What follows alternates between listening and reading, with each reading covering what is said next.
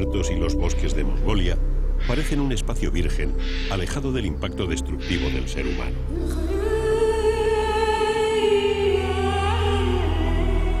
Además, el clima es hostil, con temperaturas tórridas en verano y gélidas durante los largos inviernos.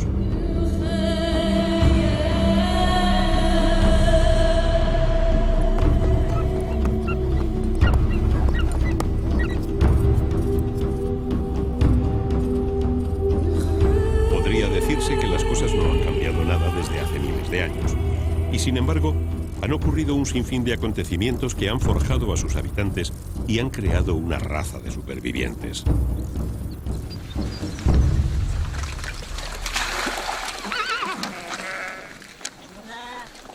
Las diferentes tribus que pueblan este inmenso país han llegado al siglo XXI conservando intacto el legado de sus ancestros, que supieron adaptarse a las condiciones más extremas de frío, de calor o de sed.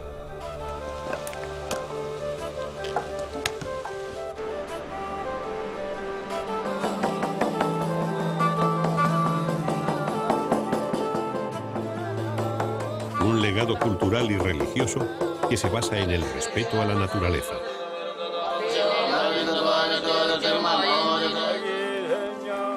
En la adoración de las fuerzas del más allá y en el recuerdo de sus antepasados que al mando de Gengis Khan construyeron el imperio más grande de la historia.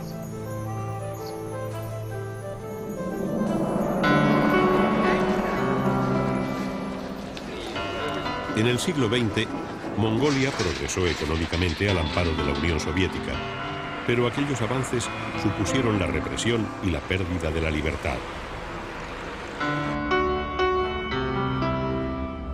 Con el fin del comunismo llegó la crisis económica, pero los mongoles recuperaron su identidad y renació en ellos su espíritu nómada. Incluso en la ciudad de Ulan Bator, la gente vive en los tradicionales ger, las casas siempre listas para ser transportadas de un lugar a otro.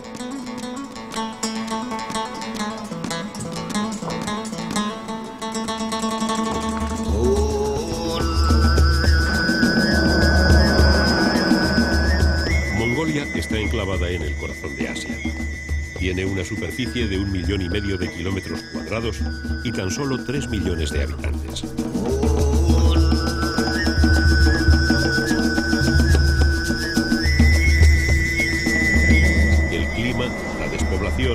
Y la dedicación ganadera de la mayoría de las tribus han convertido los largos desplazamientos y la transhumancia en una forma de vida que cuenta con la protección de los espíritus.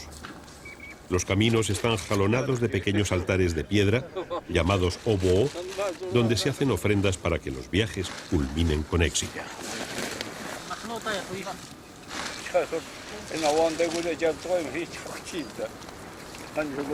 En la construcción y bendición de estos obo intervienen un chamán y un lama.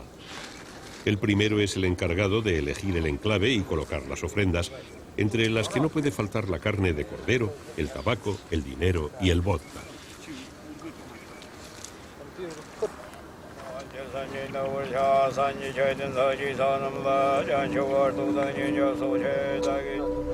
La segunda parte del ritual, la bendición, corresponde al lama. El monótono sonido de sus cánticos es idéntico al de los primeros monjes que llegaron a estas tierras en el siglo XIII.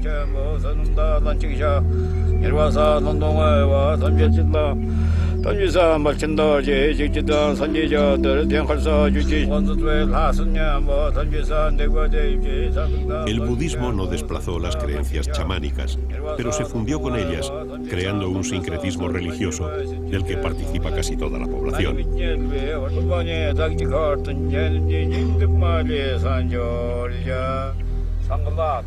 La ceremonia concluye cuando todos los asistentes dan 3 vueltas alrededor del obo, arrojando agua sobre la tierra. A partir de este momento, los nómadas y los viajeros tendrán un nuevo lugar en el que solicitar amparo y protección a los espíritus.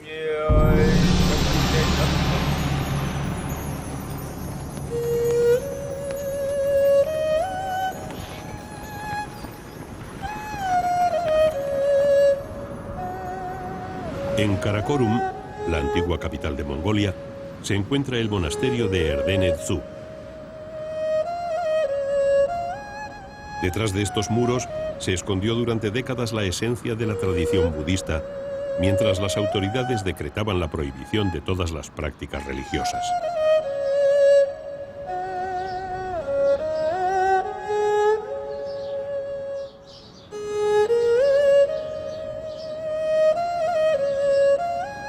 Durante ese tiempo, los templos de madera y las pagodas del interior del recinto se convirtieron en un museo en el que se arrinconó la imaginería budista como un recuerdo de lo que el gobierno comunista consideraba una ideología caduca y decadente.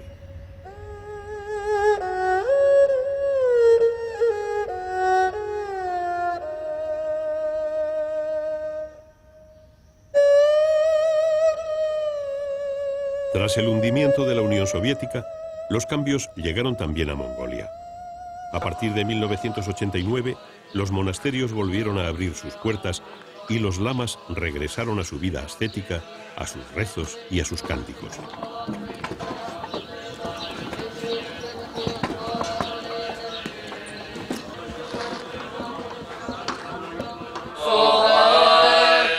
Renacía así una práctica religiosa que se remonta a 1206, cuando Gengis Khan conquistó el Tíbet y permitió a los lamas que extendieran sus creencias por sus dominios.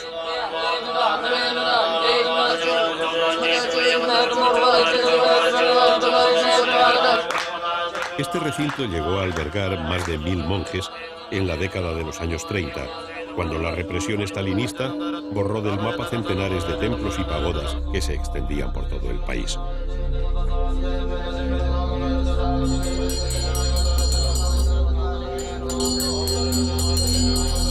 En la actualidad, la población ha vuelto a sus prácticas religiosas tradicionales. El budismo lamaísta vuelve a ser uno de los resortes de la cultura mongola.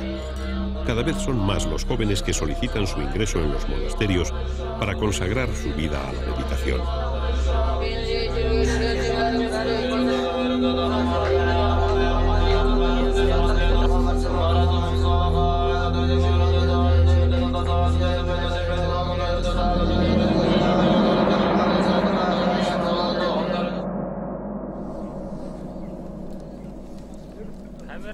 La vivienda tradicional de los mongoles se llama ger y es perfecta para una cultura que no renuncia a su espíritu nómada.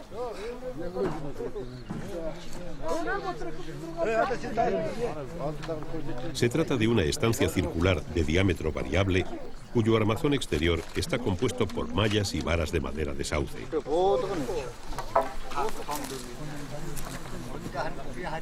En el centro del ger, 2 columnas soportan la techumbre y forman el toono, la abertura que sirve de salida de humos. Todas las piezas que forman el techo son naranjas, el color de la buena suerte que representa el sol, cuyo calor es la bendición más preciada que los espíritus pueden conceder a los mongoles.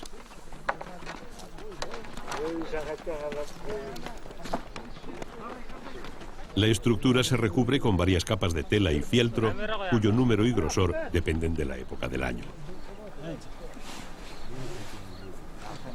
Marco Polo ya describió estas viviendas en su libro de las maravillas.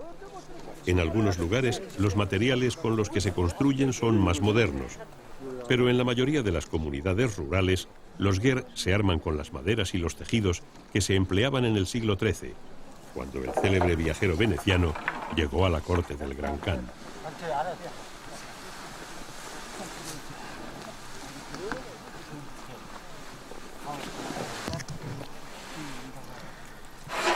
Por último se instala la cocina, que sirve también de calefacción y se cubre con una tela impermeable de color blanco.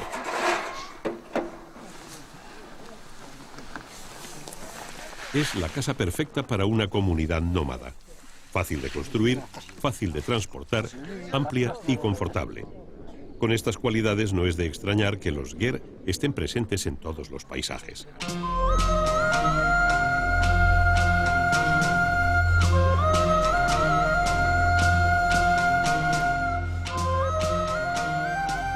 Esta costumbre de vivir en los ger es una de las muchas que perdura entre los mongoles.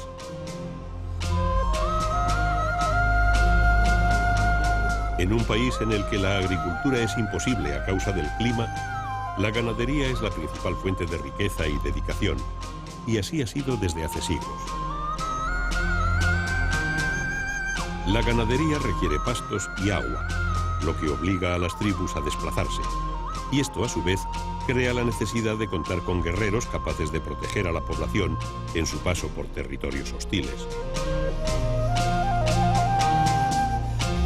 Esta sociedad nómada de ciudades ambulantes y asambleas tribales alcanzó su máximo esplendor en el siglo XII, cuando los guerreros mongoles conquistaron el mundo.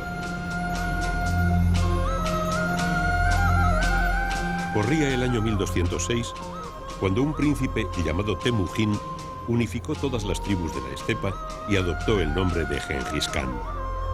En pocos años, su ejército conquistó un imperio que abarcaba desde Pekín, en China, hasta Europa Oriental, y desde la taiga siberiana a las costas del Océano Índico.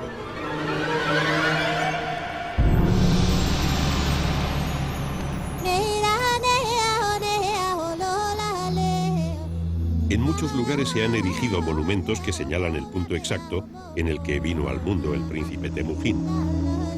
Los historiadores no acaban de ponerse de acuerdo sobre el lugar del nacimiento.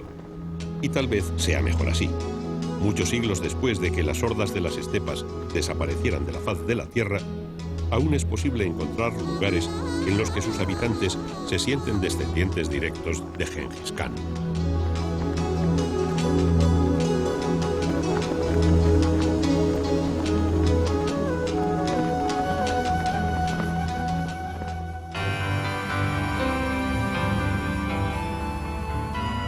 En el siglo XXI, Mongolia está muy lejos de ser el imperio más grande del mundo. Con la caída de la Unión Soviética, la economía se vino abajo y la población despertó de un sueño de progreso y civilización. Cuando el comunismo desapareció, los rusos volvieron a su país y el paro y la inflación se dispararon.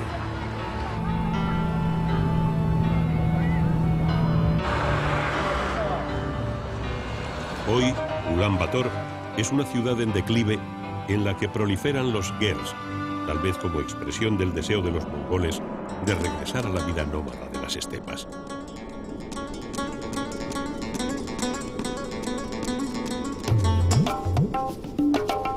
Este espíritu nómada se aprecia en las caravanas de camellos que atraviesan el desierto cargando todas las posesiones de sus amos.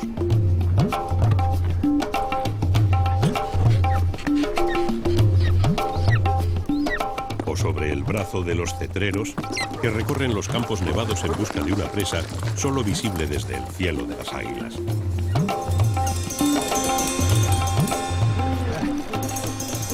En un país sin carreteras, en el que cada año después del invierno hay que volver a trazar los caminos y reconstruir los puentes, la sociedad ha conservado siempre intacto su instinto de supervivencia. Y tras el fracaso del progreso, el único futuro está en el regreso a las antiguas tradiciones.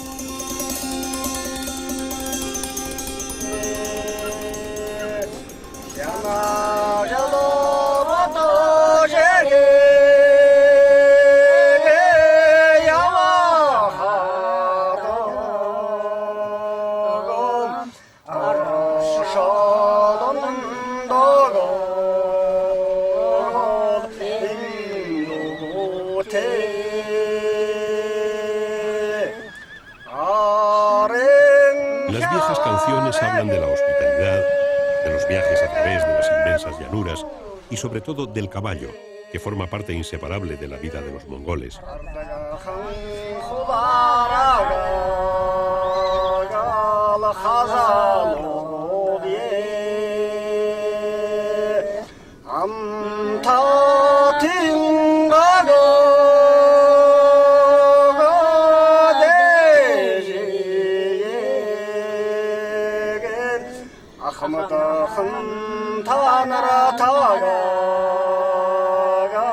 La cabaña caballar de Mongolia se mide en millones de ejemplares. Estos caballos, pequeños y fuertes, tienen en el clima un riguroso árbitro de selección natural. Al retirarse las nieves, miles de potros habrán muerto a causa del hambre y del frío. Solo los más fuertes habrán sobrevivido y solo ellos alcanzarán la madurez y tendrán nuevas crías.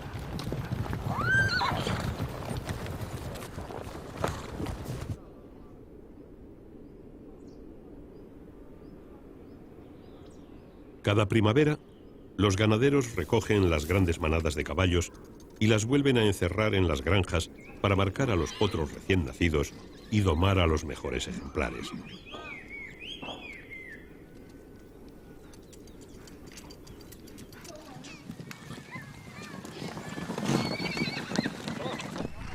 En pocos días, los caballos recuperan las energías perdidas durante el invierno y pueden exhibir sus mejores cualidades.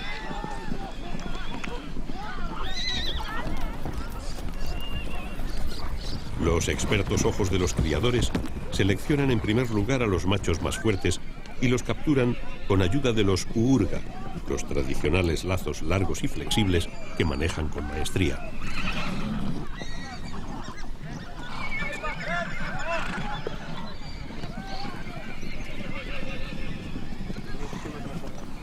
A continuación tiene lugar la primera monta.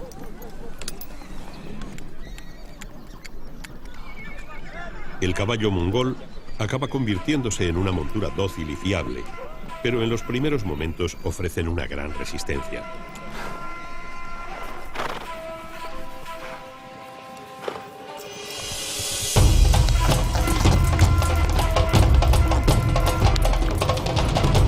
A pesar de su pequeño tamaño, son caballos muy fuertes y están acostumbrados a vivir en libertad, por lo que solo los jinetes más hábiles consiguen dominarlos.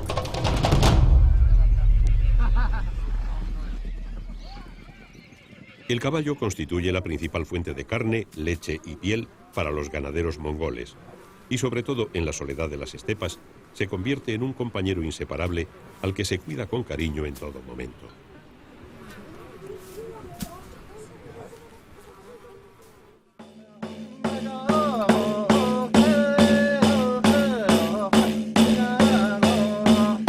En el interior de Sudguer, un chamán comienza una ceremonia de invocación que concluirá con la llegada de los espíritus. La cadencia del ritmo, los elementos de la vestimenta del oficiante y los objetos que decoran el altar juegan un papel fundamental en la liturgia. Todo forma parte de un equipaje mágico que está conectado con la tierra y con el cielo a través de este cordel rojo atado a los árboles del exterior.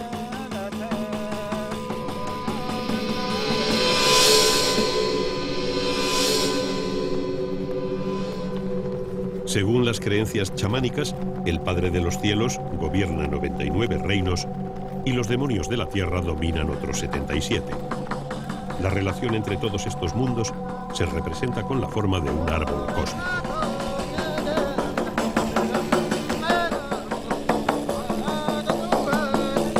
El árbol, que hunde sus raíces en la tierra y proyecta sus ramas hacia el cielo, es la antena espiritual perfecta. El chamán bendice los árboles orientados a los 4 puntos cardinales y vuelve ante el altar para ser poseído por los espíritus.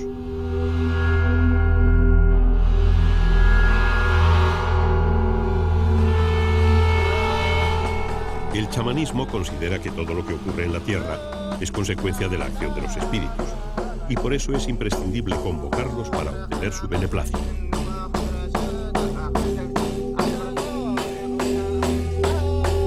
Cada espíritu tiene sus propios gustos. Por eso se le hacen ofrendas tan insólitas como este cordero que el acólito coloca ante el altar. Es el símbolo de que lo que estuvo vivo y ahora está muerto puede volver a vivir con la intermediación del más allá.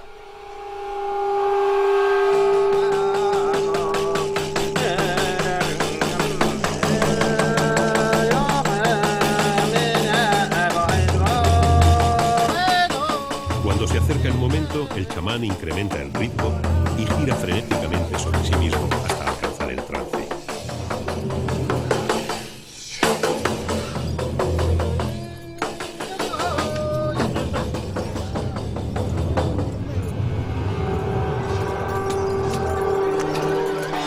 Las puertas del más allá se han abierto y un espíritu atraído por las letanías ha entrado a través de las antenas arbóreas y ha penetrado en el recinto para apoderarse del cuerpo del chamán.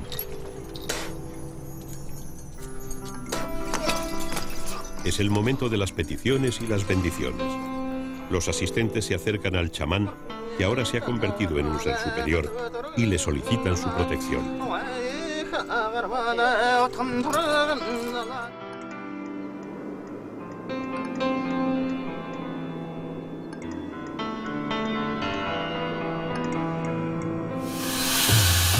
Al llegar la primavera, las familias ganaderas se ponen en marcha hacia las tierras altas, donde el pasto es de gran calidad y el agua abundante.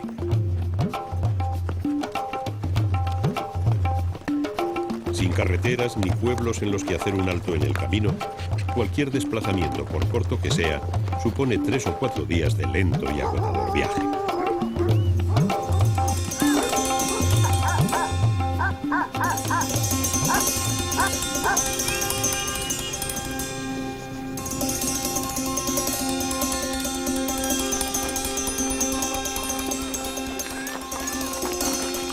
Normalmente los hombres de la familia se desplazan previamente con el ganado y cuando encuentran el lugar idóneo, el padre regresa a por su esposa, sus hijos pequeños y todas sus pertenencias.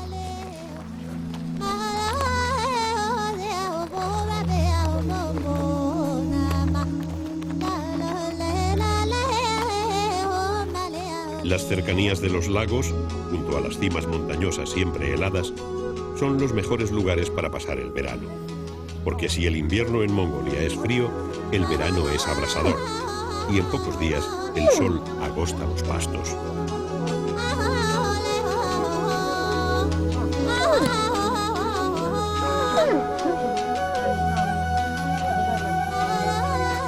El montaje del nuevo campamento se realiza rápidamente. Con la experiencia que da repetir la misma maniobra 4 o 5 veces al año, cada miembro de la familia sabe exactamente cuál es su tarea. Y todo queda listo en pocas horas.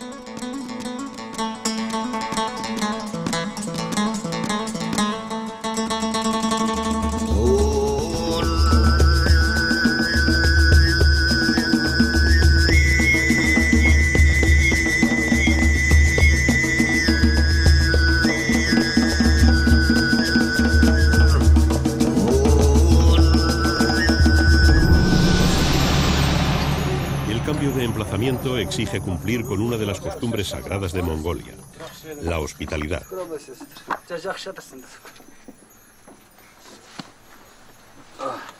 En un país en el que dormir al raso supone morir congelado y donde las tormentas de nieve aíslan las aldeas durante meses, es fácil suponer que todo el mundo es siempre bien recibido en cualquier casa.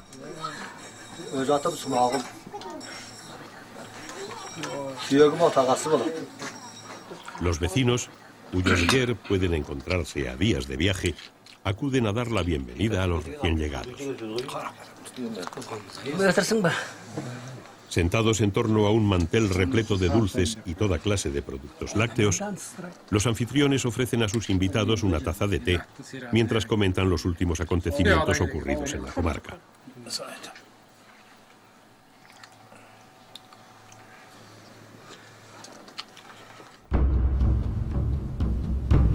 La lucha mongola es una disciplina que exige fuerza, resistencia y astucia.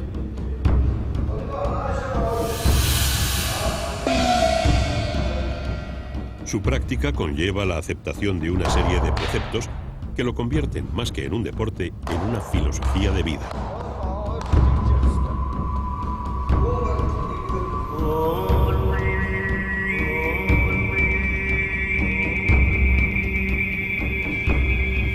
El atuendo tradicional consta de un gorro, que simboliza el prestigio masculino, una chaquetilla abierta por el pecho, unos calzones ceñidos y unas botas.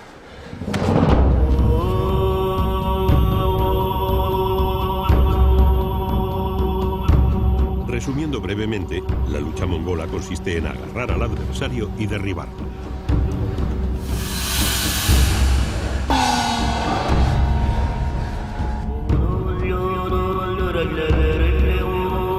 Sin otras normas, desde que los combatientes se agarran hasta que se produce el desenlace, pueden pasar horas, durante las que los más fuertes aprovechan la debilidad de los rivales para acabar con ellos.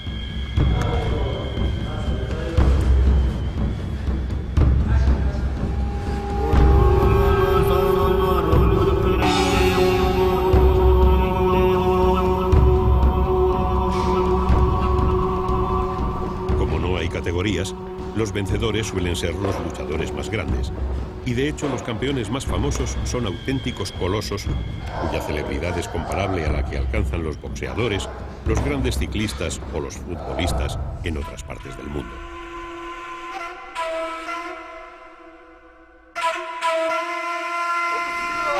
Junto a las carreras de caballos y el tiro con arco, la lucha es uno de los 3 deportes nacionales de Mongolia y siempre despierta gran expectación.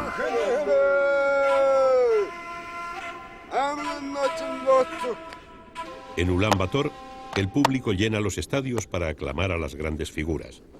Pero en cualquier rincón del país, un combate entre 2 jóvenes puede reunir a decenas de aficionados.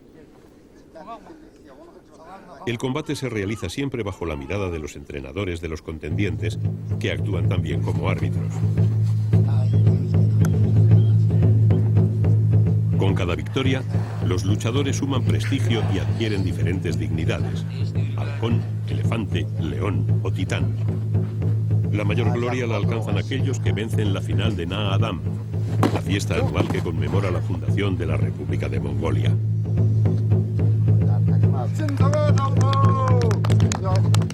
Al final del combate, el derrotado debe pasar bajo el brazo del vencedor en señal de sumisión.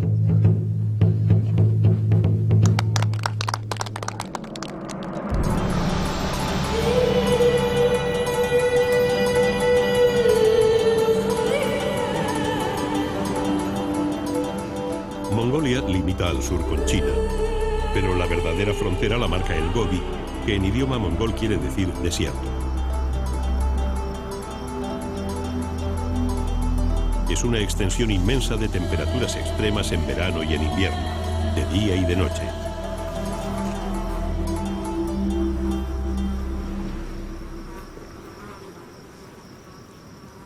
Pero como en otros tantos lugares, las condiciones adversas no son un impedimento y la vida se abre camino.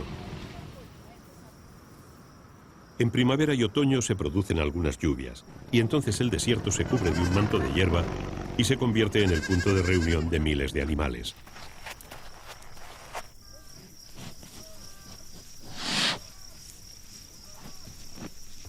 Con el colapso de la economía ocurrido tras la desaparición de la Unión Soviética, la actividad ganadera está creciendo en esta parte del país, en especial para la cría de las cabras de Kashmir, cuya lana es muy apreciada en todo el mundo.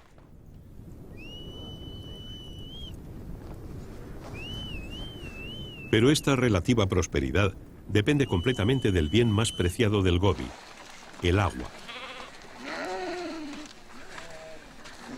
A medida que los exiguos pastos desaparecen, los rebaños deben desplazarse más y más kilómetros, hasta que al llegar el verano, la vida se concentra en torno a los pozos.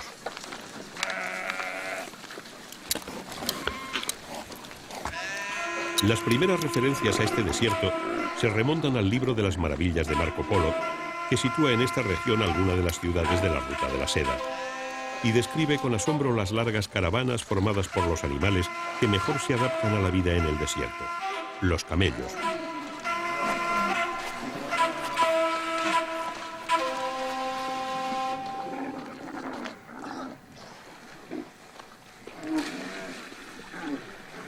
Los del desierto de Gobi son de la raza bactriana, que se caracteriza por el pelo largo, su resistencia al frío y a la sed. Proceden de Afganistán y hoy son una especie en peligro de extinción que solo puede encontrarse en estado salvaje en algunas zonas del sur de Mongolia.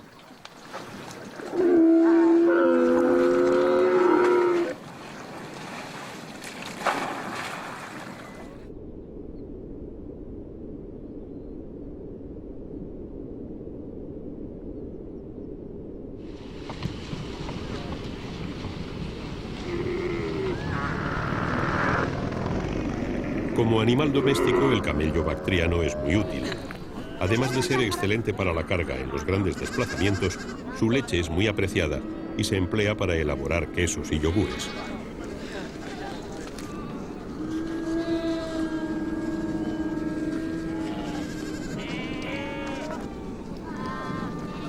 En los últimos años, la demanda de lana de camello ha experimentado un gran aumento. Los comerciantes que se desplazaban hasta las granjas del Gobi en busca de lana de cabra Kashmir descubrieron que con el pelo de los camélidos bactrianos puede confeccionarse un tejido de gran calidad y más barato.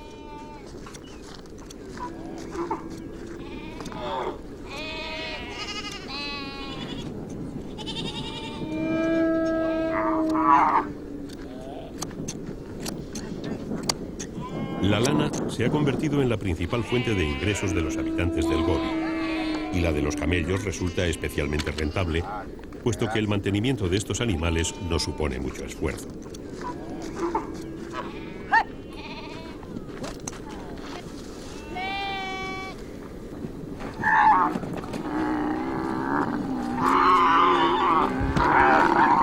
Lo único que hay que hacer es mantener atadas a las crías, pues de esta forma se aseguran de que las camellas adultas vuelven todos los días para alimentarlas. Un par de veces al año, cuando llega el animal a cuidar a su cría, se le ata y se le esquila.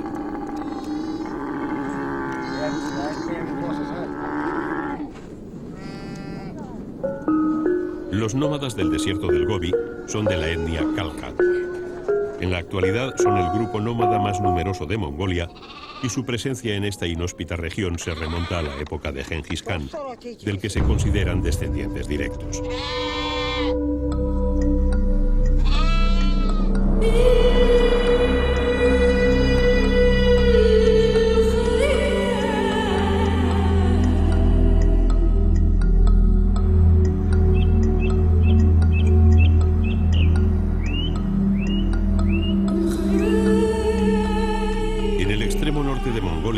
Cerca del lago Oxgol, la presencia humana es insignificante y los bosques permanecen intactos, conservando el misterio y el encanto de las regiones situadas en los confines del mundo.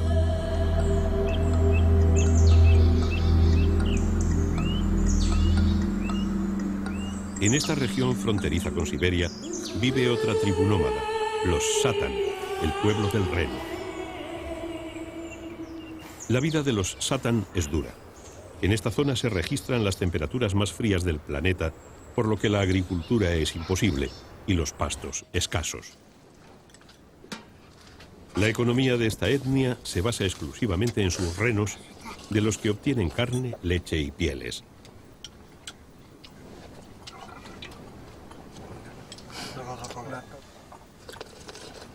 Las escasas pertenencias familiares se guardan en el interior de las tiendas, llamadas chums, unas estructuras de madera cubiertas de piel de reno que montan y desmontan 10 o 12 veces al año, cada vez que los renos acaban con el pasto de la zona o cuando las nieves anuncian el invierno.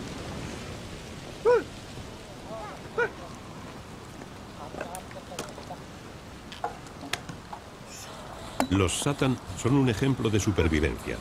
Además de soportar un clima adverso, los políticos les han tratado siempre con desprecio.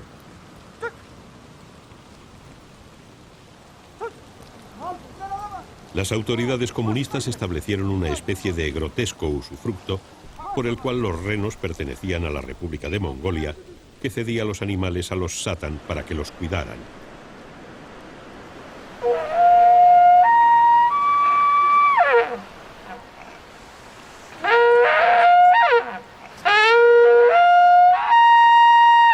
Evidentemente, estas medidas estaban encaminadas a acabar con esta tribu, pero con el tiempo, lo que desapareció fue el régimen comunista y los Satan continuaron reuniendo a sus renos bajo la nieve para emprender nuevos viajes.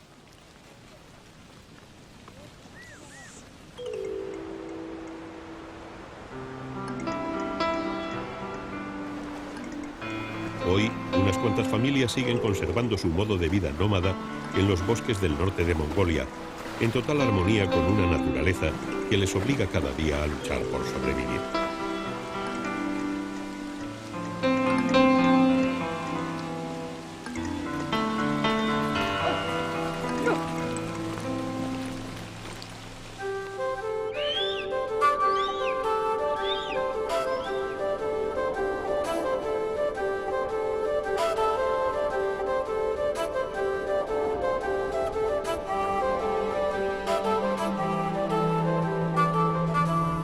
En el extremo occidental del país, en la zona montañosa que hace frontera con Kazajstán, viven los hombres libres de Altai, los kazajos, que son amantes de las águilas y expertos cetreros.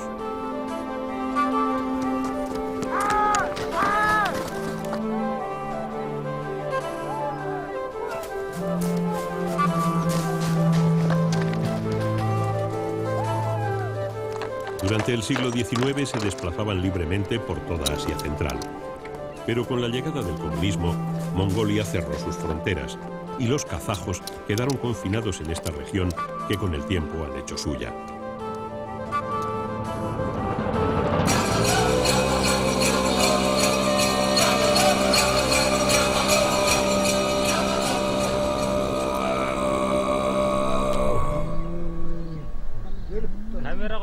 Para un cetrero, su águila es su pertenencia más apreciada.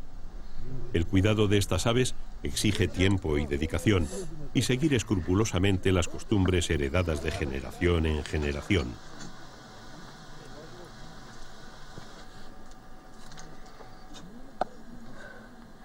Estos criadores de aves rapaces son muy supersticiosos y piensan que cualquier cambio les hará perder el don de la cetrería. Por eso confeccionan estas caperuzas con los mismos materiales y la misma técnica que sus antepasados.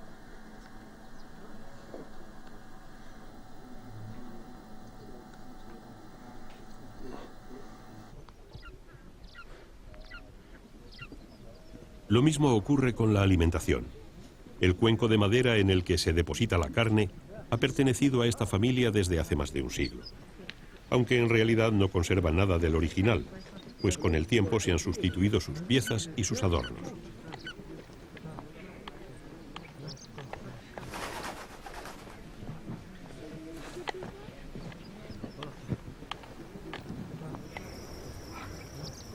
Al igual que en el resto de Mongolia, el caballo es el animal más importante para la economía de los ganaderos kazajos.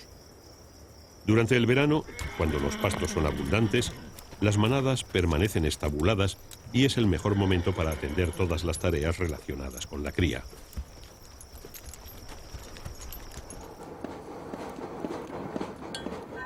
La población de esta región es muy dispersa.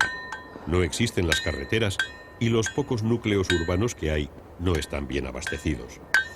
Por ese motivo, las granjas deben ser autosuficientes y en ellas se fabrica artesanalmente todo lo necesario para el cuidado de los animales y el mantenimiento de las viviendas.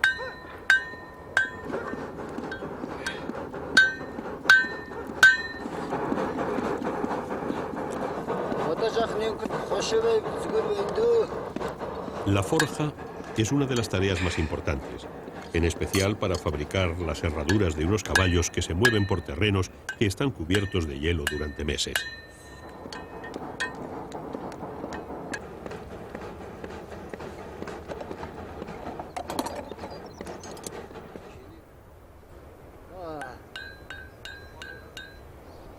Cuando las piezas están listas, se procede a colocar los hierros.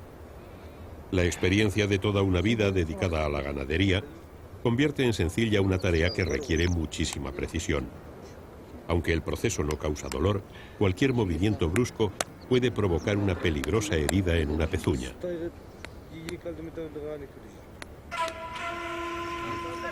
Desde hace cientos de años, los ganaderos de Asia Central han tenido rebaños de yaks. Estos bóvidos, cuya variedad salvaje puede llegar a los 1000 kilos de peso y los 2 metros de altura, son extremadamente mansos y muy resistentes al frío. En zonas agrícolas se emplean para el trabajo en el campo, pero para los ganaderos es la fuente principal de leche con la que se elaboran quesos y mantequillas de gran calidad.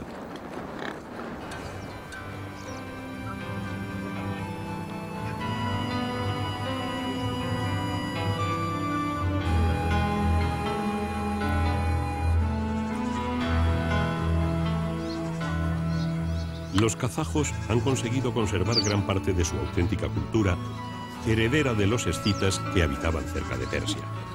Conservan su propio idioma, son musulmanes y su gastronomía se basa sobre todo en el consumo de carne y grasa de oveja y cordero.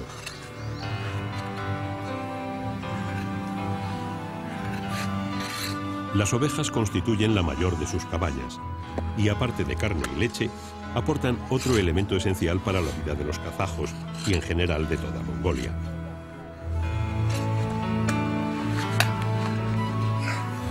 La lana de las ovejas se emplea para elaborar el fieltro con el que se confeccionan las telas que cubren los ger.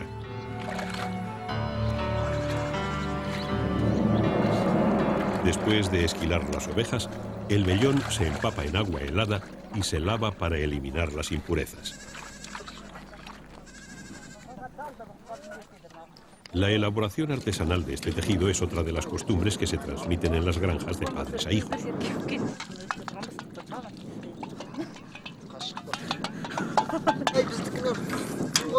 Una vez seca, la lana se extiende entre estas esteras de caña y se va enrollando lentamente mientras se moja con agua caliente para que no pierda consistencia.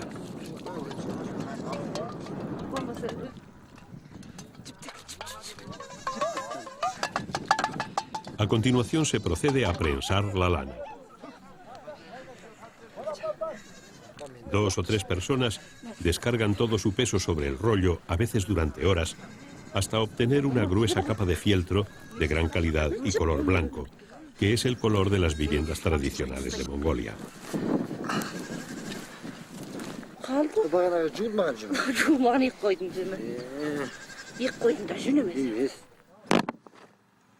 La lana de las ovejas se emplea también para tejer mantas y ropa de abrigo.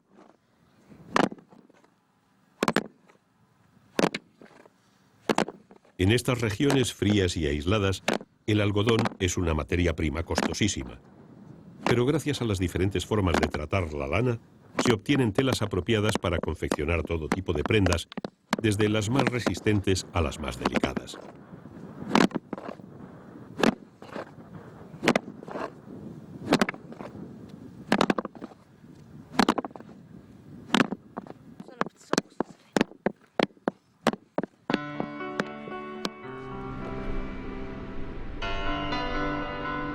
Los cetreros dedican todo su tiempo libre a su afición favorita.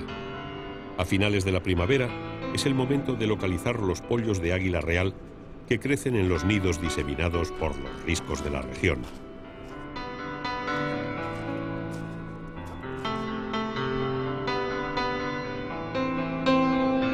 El acceso a los lugares de cría de las águilas no es sencillo, pero los cetreros saben que capturar un buen ejemplar requiere una constante vigilancia y un gran esfuerzo.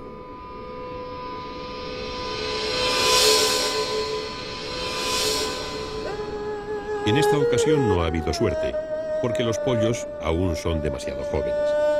Mientras mantengan el plumón de color blanco, no sobrevivirán fuera del nido. La elaboración de lácteos se lleva a cabo al final de la primavera. En el momento del nacimiento de las crías puede ordeñarse gran cantidad de leche de oveja y yak. Y la mejor forma de conservarla durante mucho tiempo es transformarla en una gran variedad de quesos y yogures que una vez secos serán guardados para su consumo durante el invierno.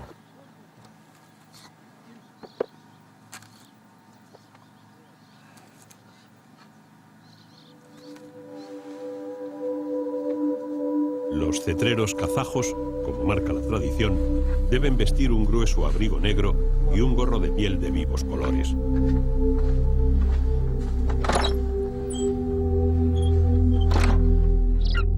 El secreto para conservar un águila real como esta consiste en que no descubran que son capaces de vivir sin ayuda del ser humano.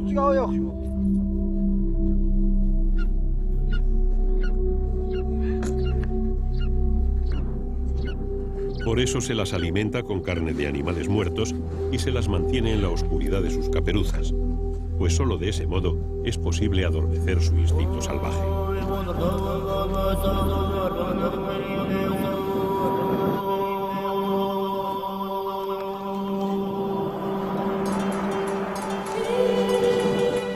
Subido a su caballo, con su águila apoyada en el brazo y su especial vestimenta, el cetrero parece salido de un relato medieval.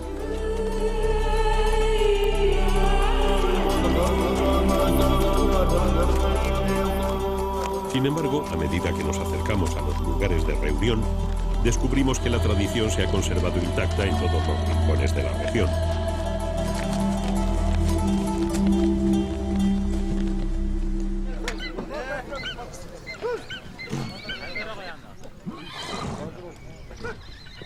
Cada año, decenas de cetreros se reúnen portando orgullosos sus animales favoritos para celebrar torneos.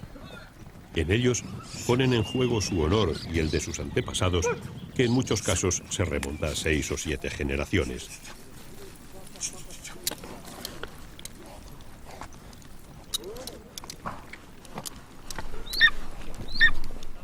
Los primeros días del encuentro tienen lugar numerosos alardes, que no son más que entrenamientos en los que se exhibe a las águilas en lances controlados que no suponen peligro para los animales.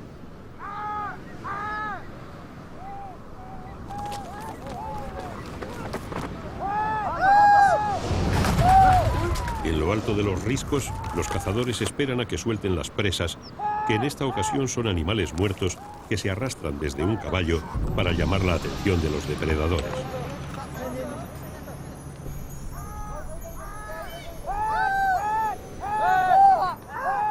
En el momento en que su amo le quita la caperuza, el animal recupera la impronta salvaje que mitiga la oscuridad. La prodigiosa vista del águila identifica la presa y con un vuelo veloz y preciso se lanza sobre ella.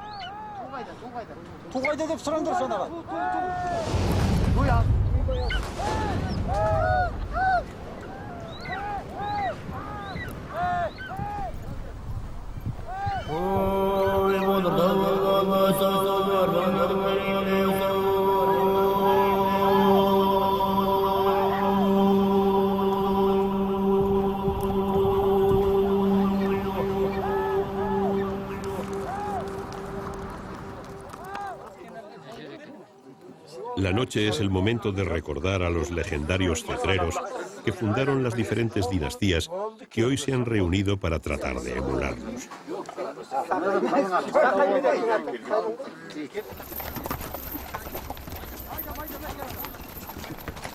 Durante este encuentro anual se practican otro tipo de deportes tradicionales, como el ulak tartish, una competición individual o por equipos que requiere gran destreza y mucha fuerza.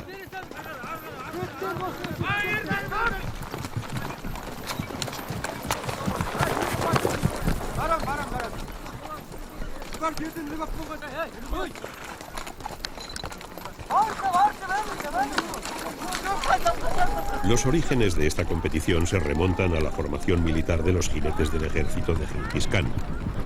Aunque sus reglas cambian en las distintas zonas de Asia en las que se practica, básicamente consiste en llevar una piel de cordero hasta un lugar determinado ante la feroz oposición de los contrincantes.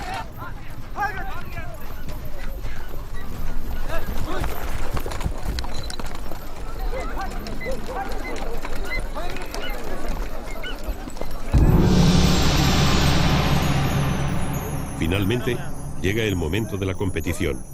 Esta vez las presas no estarán atadas y solo la mejor de las águilas será la primera en alcanzarla. También el peligro es mayor, pues el zorro o el lobo, después de ser atacado, puede revolverse y herir gravemente al águila.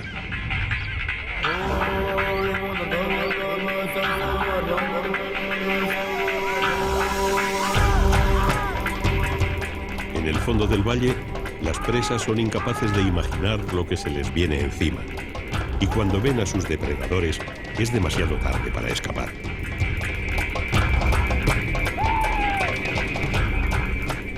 Finalmente, con una precisión y una fuerza portentosas, el depredador alcanza su objetivo ante el asombro y el júbilo de los asistentes.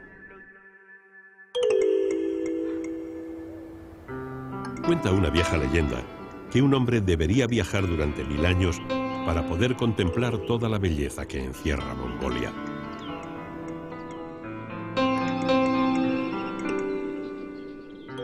Tal vez sea ese el motivo que anida en el espíritu nómada de los mongoles. Partir cada día en busca de un nuevo asentamiento donde establecerse el tiempo necesario para emprender un nuevo viaje. Thank you.